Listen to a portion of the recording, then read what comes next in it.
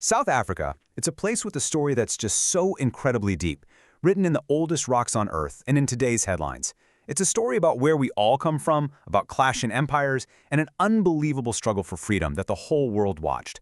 So let's get into it and unpack how all of that created the nation we know today. So that's the big question, right? How can one single place be all of these things at once? The cradle of humankind, a prize for empires, and a symbol for both the worst of division and the hope of reconciliation. To even begin to understand the present, we've got to go way, way back, long before any modern maps were ever drawn. Okay, so before we can even talk about countries or politics, we have to talk about the land itself. I mean, for millions of years, this part of the world has been a stage for human evolution.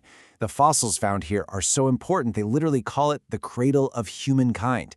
It's one of the most significant places for human development on the entire planet. Just think about that.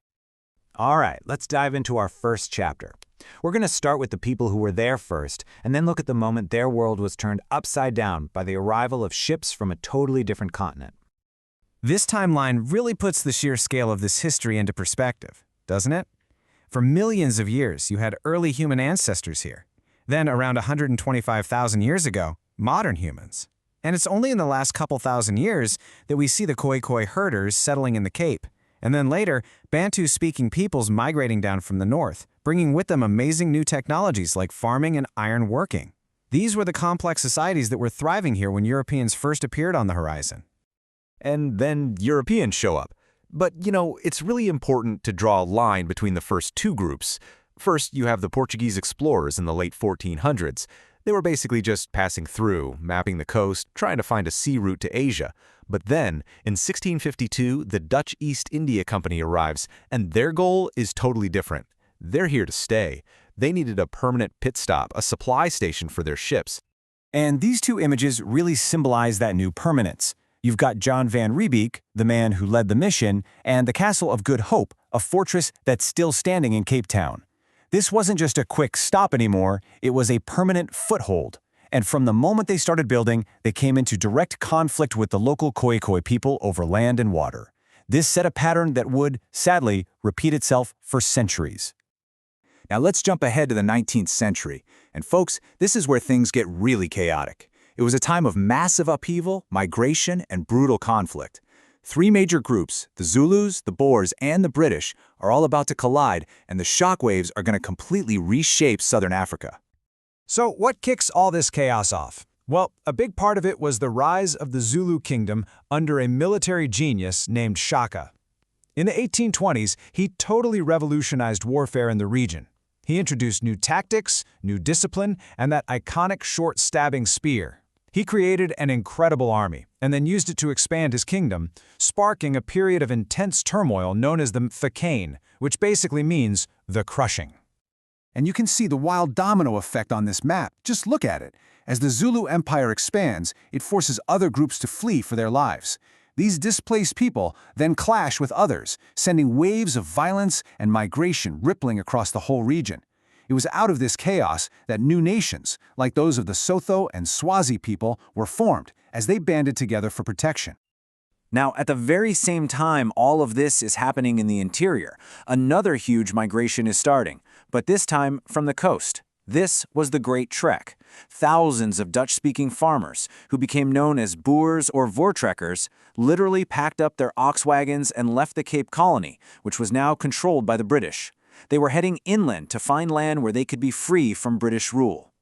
So you might be asking, why did they just up and leave? Well, they really didn't like the British telling them what to do, or making them speak English. But for many, the absolute final straw was when the British abolished slavery in 1838.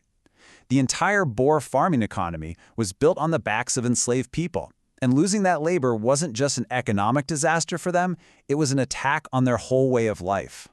That deep-seated sense of grievance would shape everything about the new republics they're about to create. So the Voortrekkers found new land, but the story was far from over. Because in the late 19th century, something was discovered right under their feet. Something that would attract the attention of the wealthiest and most powerful empire on the planet. Yeah, this discovery wasn't just big. It was a real game changer. It It would transform the region from a bunch of quiet farming states into an industrial powerhouse, and to put them right in the crosshairs of the British Empire. First, in 1871, it was diamonds, discovered near modern-day Kimberley.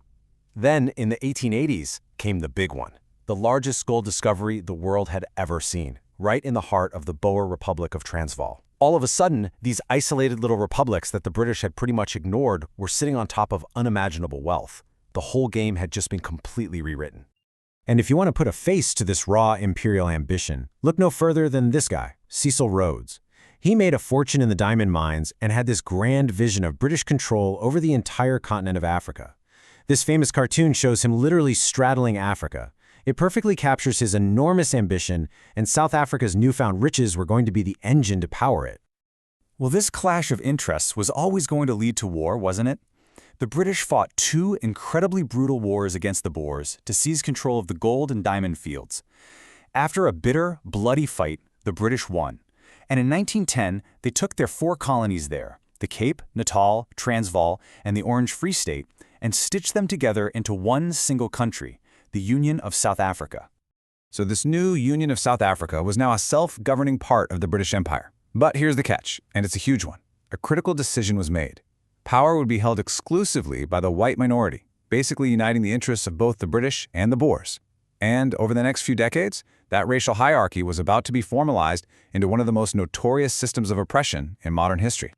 In 1948, the Afrikaner-led National Party came to power and officially implemented the policy of apartheid. That's an Afrikaans word that means apartness. And this wasn't just social prejudice. This was a cold, calculated, legal system. It was designed to control every single aspect of a non-white person's life, from what bench they could sit on, to where they could live, what job they could have, and even who they were allowed to love. But you can't oppress people on that scale and not expect them to fight back. The main resistance came from the African National Congress, or ANC, which led the struggle for decades. Nelson Mandela, one of its key leaders, really captured the spirit of that fight with this one simple, powerful quote, "The struggle is my life." It was a promise that he, and so many others, would pay for with decades of their lives spent in prison. And that long struggle finally brings us to the final chapter of our story, the dramatic end of apartheid and the birth of a new, democratic South Africa, a nation that would have to stare the deep scars of its past right in the face. After decades of resistance from inside and growing pressure from the rest of the world, the system finally reached its breaking point.